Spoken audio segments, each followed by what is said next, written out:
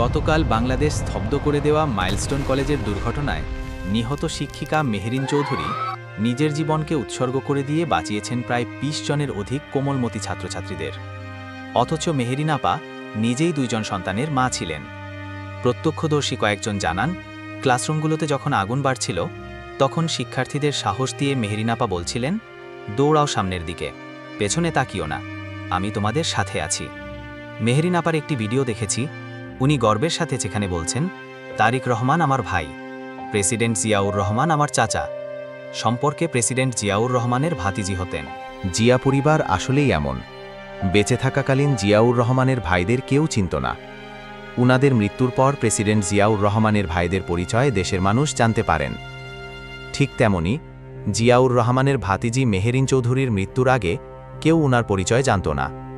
কেউ জানত না বেগম খালেদা জিয়া কারাগারে বন্দী থাকাকালীন এই মেহেরিন চৌধুরী খাবার নিয়ে যেতেন। চুপি চুপি বেগম খালেদা জিয়াকে দেখে আসতেন। জুলাই আন্দোলনের সময় রেখেছিলেন সর্বোচ্চ ভূমিকা।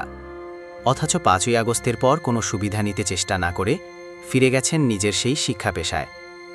আল্লাহ মেহেরিন আপার এই কাজের সর্বোচ্চ পুরস্কার দান করুন, সেই দোয়া করছি আল্লাহ ওনার 2 সন্তান সহ পুরো পরিবার এই শোক বহন করার শক্তি দান করুন।